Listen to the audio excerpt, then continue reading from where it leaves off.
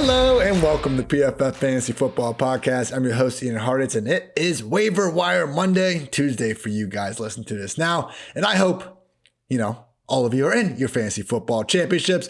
Championship Sunday is upon us, week 17. And as always, I am joined by none other than PFF's own Dwain "The Rock" McFarland. Dwain, championship week. Let's go, man. Great week to be great. Great week to be great. It's always a great week to be great, but this is especially a great week to be great, Ian. So yeah, I think we have a few things here, for the folks like running backs just like growing off trees the last few weeks. So I don't know that we can follow up like the Duke Johnson and Rex Burkhead performances, but we'll see.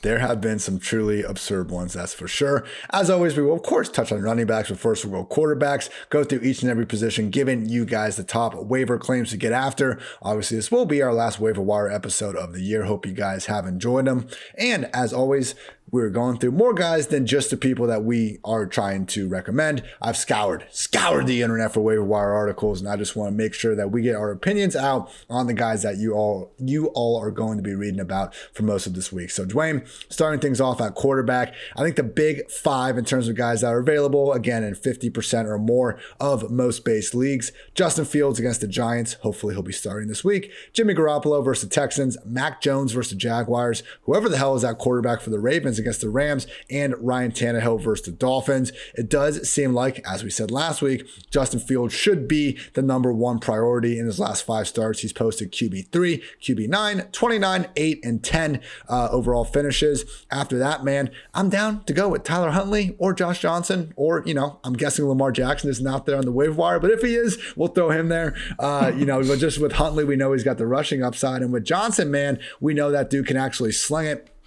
I don't want to say better than Lamar and Huntley, but man, they certainly embrace more of a pass-first offense with Josh Johnson. He has shown he's capable of achieving that. Weapons all over the field for that group. So that'd be kind of my second choice. Then we got Jimmy Garoppolo, dream spot against the Texans that I think a lot of us maybe envisioned this would be, a good spot for Trey Lance back in August, but it is what it is. Jimmy G, as we know, sometimes doesn't look the prettiest, but still capable of putting up some solid production through the air with Kittle, Ayuk, and Debo doing their thing. And then finally, Mack Jones, Ryan Tannehill. I would like to think that if you're in your league's championship, you don't really have to worry about actually starting one of these guys. But I do think Ryan Tannehill probably gets the nod with having AJ Brown back against the Miami blitz happy defense, just one mistake away from a big play. So Fields, Raven QB, Jimmy G, Tannehill, then Mack. What say you, Dwain?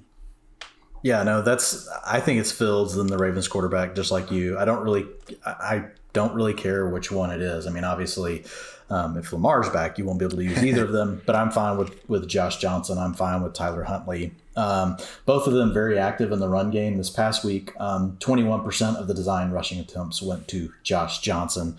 The week before that, with Tyler Huntley, we saw, 28%. So 28% and 21% of the design rushing attempts. That's huge. That's obviously what you're looking at with Fields too. He doesn't get quite as much of the design attempts. Don't know how much of that is Matt Nagy, how much of that is Fields been battling some minor injuries on and off throughout the year. But the big thing for Fields is the scramble rate, which is 13% on the season, which is one of the top 3 quarterbacks in the NFL. So with Fields, even though he may not get as much of the design rushing attempts, he's still going to end up with about 20-25% of the team's rushing attempts once you tack on those different scrambles. So yeah, that's the order I would go. Fields, Ravens quarterbacks. Then I would go Jimmy G. I would go Tannehill over Mack Jones just because we know with Mack Jones and with the Patriots, at any moment, Bill can totally just pull back all the candy and just be like, nope, you can't have any Mack. Now look, Tannehill, and it's not like the Titans aren't also a run heavy offense. They very much are. So they're similar. But for me, I've got a longer track record with Ryan Tannehill. Right. Yeah. I've seen more top 12 quarterback finishes from Ryan Tannehill, and now having AJ Brown back, he actually has an alpha target, whereas you don't have that for Mack Jones and the Patriots. So I would lean Tannehill over Mack Jones. Yeah, with Tannehill, I mean, plenty, if not all the credit should be going to A.J. Brown. But you know what? Those points do count for Tannehill as well. And then that awesome Thursday night performance we saw last week. It was actually the first time that we had Tannehill average even 7 yards per attempt since week 10. First, and it was his highest passing grade in PFF terminology since week 9. So good stuff from Tanny. First game with wide receiver 1, A.J. Brown, back in the picture. Moving on to the running back situation. So the guy that's at the top of every waiver wire article is, of course, Dare Ogunbowale. I'm not sure why that's the one pronunciation I've managed to nail over the years, but here we are. Dwain, 82% snaps, 17 carries, 4 targets last week. We love those touches, obviously. Now, the thing is, will he continue to be the featured back? We do have Carlos Hyde in IR. Obviously, James Robinson done for the year with the Achilles issue, but we did see Raquel Armstead as a healthy scratch in this one. So we have exactly 3 games of history of Dare working as the lead back, and they have all come in week 16 or 17 over the years. So I'm not saying it's impossible for him to get this job, but just realize we have, again, this last game on Sunday, week 16 and 17 last year when James Robinson was out of the picture. Other than that, Dare has literally never had more than 2 carries in an NFL game since he entered the league back in 2017. Like, no team has viewed him as a legit 3-down back. He's just kind of been forced into that situation on some truly horrendous Jaguars teams at the end of the season. So, Dwain, we're going into New England. Man, I know touches are touches, but I just think there's so much risk with Raquel coming back, either making this a 2-back committee or just straight up being the clear early down back, that at this point, Dare, man, I don't think he even deserves to be the number 1 waiver ad of the week. I would prefer Boston Scott and Daryl Williams if he's available over Dare. Yeah, I don't want him. Yeah. Simple as that. Look, I mean, are you going to want to start him?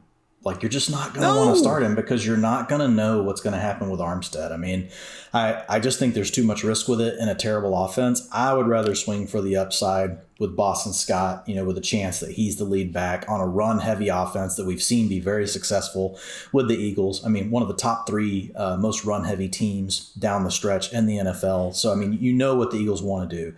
And we've seen Boston Scott actually do it, in the game. Now, he hadn't had a full game where he's just got to be the dude. It's been more like, here or there, somebody gets knocked out, Boston Scott comes in, right? But he's played really well. I would expect him to handle Miles Sanders' role with him already ruled out. And if by some chance Jordan Howard is out and you cut this thing down to just him and Gainwell and Hurts, then I think, you've got the potential for like a big game out of Boston Scott. Like, we won't rank him in the top 12. He'll still probably, you might. I would probably put him high-end RB2 though. Yeah. Like if we know for sure that Jordan Howard is also out. So I would much rather go that direction. Also, the Eagles' offensive line is just so much better than the Jaguars. Like, it's not comparable. Then I would go with Daryl Williams, just because if right now, I think CEH, the latest I saw, is he's actually week to week, which means he's probably gonna miss this week. Like, anytime you hear the week to week thing, that's usually what that means. So I would rather go with Daryl Williams, potentially have, the number 1 back in a shootout against the Bengals, a guy that we know can get involved in the passing game. Like, look, Daryl Williams, like, basically he's the 3rd option in their passing game. Like, he's just as involved as any other receiver. And now if you get to tack on maybe 50, 60% of the rushing attempts, I do think that Derek Gore would come in and probably spell and maybe take 25, 35% of the rushing attempts. But otherwise, I would expect Williams to handle all of that, and it's in a much better offense. So I think your 2 best bets, if you're trying to win a ship, right, it's Boston Scott, it's Daryl Williams. Then I would go Rex Burkhead. Then I would go Ogunbowale. As far as Rex, just real quick on him, same exact utilization, folks, as the week before. Let me read to you. Snaps, 64% versus 62%. That's week 15, then 16. That's the order I'm doing. Rushing attempts, 57% versus 58%. Routes, 45% versus 53%. Targets, 11 versus 7%. Targets per route run, who cares? Short down and distance, 100% both times. Long down and distance, basically the same. 2-minute offense, the same. So Burkhead, yes, he does have a nice role, but to your point, like, it's the Texans' backfield, man. And who knows? We may get David Johnson back. I would put Burkhead, 3rd on the list. If I had to use him, I would. But the week before, he had a PPR finish of running back 45. This last week, a running back 3. So you kind of see what the range of outcomes are. I would not bet on the high end of that range again, like, to save my life. It's for sure a tier drop off after Daryl and Scott going down to Rex, Dare, however you want to rank that. I'm with you, man. We've seen Daryl this year without Clyde really get fed. I mean, pure touches. I actually said this wrong on the podcast last night. Dwayne and I record pretty late. You? I know, how dare you? But I was saying combined carries and targets, and it was actually combined carries and receptions. So absolutely, huge difference. Oh, yeah. So targets is even higher, yeah.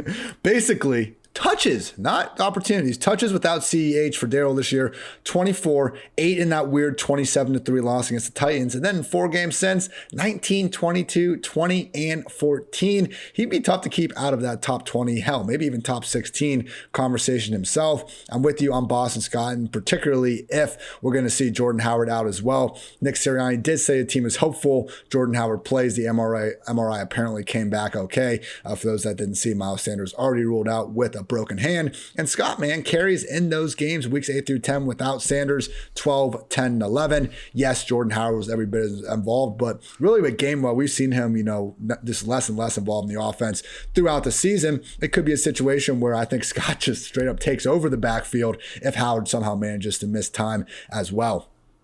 Last point here, Dwayne, because yeah, Rex, that was literally the first top 20 finish by a Houston running back all season long. Like, okay, we got one ceiling game. That's great. I don't think we need to go back to that well. What if Reichwell somehow is inactive? What if he's out of the picture? What if they say, you know what, he's not back in game shape and stuff? If we could confirm Dari as the featured back through one thing or another, maybe Jaguars come out and they say he's going to be our new James Robinson, I think I would still want Scott and Williams over him. But at that point, I'd probably be willing to bump ahead of Rex. Even then, though, man, we're talking what? Mid-tier? To me, they RB3? become the same thing. They become the same thing. They're on terrible offenses. They are not great players, and you're just looking for the volume, and both of them can catch passes. So I think honestly, you're just looking at the same thing between the two of them. I mean, I might actually still slightly lean Rex as long as David Johnson was out, just because I feel like the Texans have shown a little bit of an ability to stay in certain games, whereas the Jaguars just seem to never be in any game. And just to be honest, like Davis Mills is playing better than Trevor Lawrence right now. So, I mean, I would probably still slightly lean to Rex, but I would feel comfortable at that point if I had to, like emergency break glass situation, using Ogunbowale as like my RB2. Don't want to flex him. Don't want to do anything like that. So running back waiver adds this week, everyone. Boston Scott, Daryl Williams, those are your top two by far. Tier drop off, then we're looking at Rex and Dari Ogunbowale. Don't be falling for all those header photos that are hyping up Dari as the next big thing. Moving on to wide receiver. It's kind of the same thing every week, Dwayne. Like, we don't see wide receivers appear out of nowhere and all of a sudden be, ranked in the top 20. Sometimes guys develop that after, a series of good weeks, and hopefully we can identify them early on in that process. But generally, when we're getting these guys, you're looking at someone to fill a flex spot, maybe a wide receiver 3 spot. We shouldn't have as high of expectations as we might have with a running back or maybe a streaming quarterback in a good matchup. So with that said, top 5 kind of options this week. Isaiah McKenzie. That, and every receiving streamer came through last week. Like Palmer came through, McKenzie came through, Pringle came through with 2 touchdowns. So Lazard was all right. No, man, I hear you. But in terms of historically speaking, yes, you're right. They're 2 different things. Yeah. So we got Isaiah McKenzie going up against the Falcons. We need to see exactly what's going on with Cole Beasley and Gabriel Davis. It has to be Cole Beasley out. It can't be. Gabe Davis is going to miss no matter what. Beasley has a shot, but it has to be Beasley that's out for McKenzie to have value. Yeah, if he's not, then, it could honestly, he could be back on the bench. It could be Jake Kumaro being more of the full-time outside guy. So if Beasley is out, man, Dwayne, then we now have a 2-game sample of him being used basically as the number 2 pass game option behind Stephon Diggs. Obviously, dream matchup against the Falcons, 29th ranked defense and PPR points per game allowed the wide receivers. So if no Beasley, Isaiah McKenzie should be your number 1 waiver wire ad of the week at wide receiver. After that, I think there's a drop off, and then we kind of have a tier. Josh Palmer going up against the Broncos. Need to make sure Mike Williams or Jalen Guyton are continuing to be out of the picture. We also have Kadarius Toney going up against the Bears, Allen Lazard going up against the Vikings, and KJ Osborne going up against the Packers. Some more injuries to keep an eye on there with the Vikings. Adam Thielen did return to that game, although Mike Zimmer said that he is still sore. He's hopeful he can play this week, but, taking Mike Zimmer's word for injuries usually hasn't worked out over the years. Osborne would be, in the wide receiver 3 conversation if there's no Thielen. And then with Lazard, Marquez Valdes-Scantling was out last week, and ended up allowing Lazard to be in on 94% of Rodgers dropbacks. But, man, like the Vikings secondary sucks. Even if MVS is back in the picture, I think we still have guys that have that ceiling as the potential number 2 receiver for Aaron Rodgers during any given week against, again, a terrible Vikings secondary. Obviously, if we can condense the targets a little bit more, it'd help, but I'm fine with these guys as a flex, pretty much either way. So again, Dwayne, I think we're in agreement with McKenzie as the number 1 ad, again, barring no Beasley. After that, how would you rank these guys? I like Palmer slightly better than Lazard, just because I feel like he has more outs, right? It could be Williams or Guyton could leave his role stronger. And if both of those guys come back and they're limited, like what we've seen with some players like Tyreek Hill, like Allen Robinson, like Amari Cooper, not everybody just comes back from COVID and is what they were before, right? Understandably. And so I think there's a lot more outs right now for Palmer than there is for Lazard. Lazard really needs, in my opinion, like MVS to be out. Yes, you're right. One of the two could still hit, right, as your flex play, but it becomes much more like boom busty feeling. Whereas with Palmer, I feel like there's probably a path to just feeling safer about him this week. And I think they're similar, right? And they play with good quarterbacks, both of them, a little bit more pass happy on the Chargers side. So I like that as well. So I would say it's McKenzie. Again, assuming that Beasley's out, then it would be Palmer. And for me, I would have Osborne and Lazard. I think they go right there, together. But I do like Osborne as well. We've seen him come through for us. I think he's a low-end, mid-range wide receiver 3 that you can use when Thielen's out. He's proven that. And then I think Tony's last. And it's just really about the quarterback play for Tony, right? Also just, only out there for like 55% of the routes last week. Like him in Dynasty, like him for the future. Man, it's just tough to get your head around anything to do with the freaking, Giants. So rough. All right, we just did have some news come through, and that is that Mike Evans unfortunately has landed on the COVID list. Wasn't guaranteed he was going to be able to return from that hamstring in the first place. But Dwayne, we do have Brashad Perriman, who just got activated off the list last week. If you just want to go ahead and look at the Buccaneers snap splits in that dominant win over the Panthers. Of course, you got Antonio Brown as the undisputed number 1, 15 freaking targets, and also a week high for the Buccaneers, 79% snap rate. But we did have Cyril Grayson also playing a full-time role next to him. I mean, Scotty Miller, who I would have assumed would be that guy, only played 3 total snaps. We had Tyler Johnson as the slot only and just not even getting a target on the afternoon. So knowing what we do about Evans, Dwayne, would you put Perriman in this group, or is he more of just a desperate flex because, who knows if Brady's even going to throw the ball to someone other than AB or Gronk? Yeah, I think Perriman goes at the bottom of the list, like with Tony. Okay. But you're just going to, we won't know. We don't have enough information. Like we've just seen, now, like the Bucs haven't really committed to any of these guys beyond, right, the top stars, right? When Evans is out there, Godwin, those guys, obviously they get theirs. But what we've seen, with the rest of them, it's not been consistent week to week. Like it's been a rotation. So like it could be Scotty Miller. It could be Brashad Perriman. Like it could be more about Tyler Johnson this week. We don't know. There's a chance any of those guys could hit. I think it's just really tough to pin down which one we think it will be.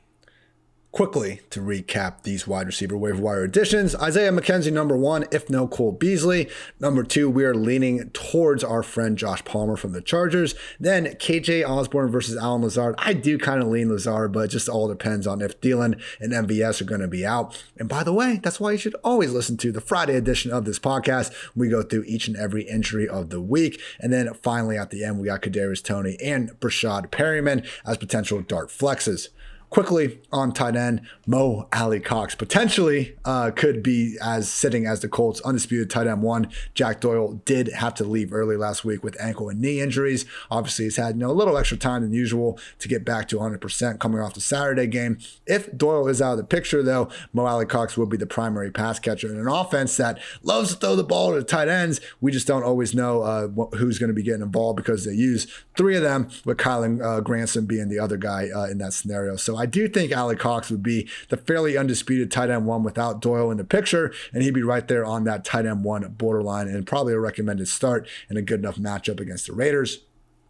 After that, we got Gerald Everett against Detroit. Will Dissly on the COVID list, man. So we've seen Everett really be more of an every down player with that going on. Briefly, we saw the snaps go down after that, maybe the single worst game of the season from a skill position player, about a month ago from Everett. But he has turned out to be more than solid over the past few weeks. And obviously, this matchup against the Lions is fantastic. Then finally, we have Cole Kmet, every down player. Unfortunately, that environment sucks. And we got Jimmy Graham and his no trade clause always wreaking havoc around the goal line. So, Dwayne, if Mo Alley Cox is able to beat a tight end one in Indy and there's no Jack Doyle, I think it's between him and Everett. Now, if Doyle's back... You just want to do the tweet with the monster guy running around with all the kids and do the Mo Alley Cox. Bro, he is so big. And I think it's one of my favorite accounts on Twitter is Jetpack Galileo, at Jetpack Galileo. And he'll take a screenshot of Mo Alley Cox and just drag the top corner and make this dude 30 feet large on the field. That's what he looks like, Dwayne. And yes, I also happen to have a lot of best ball. It's exposure. how Josh Gordon looked until a couple of weeks ago.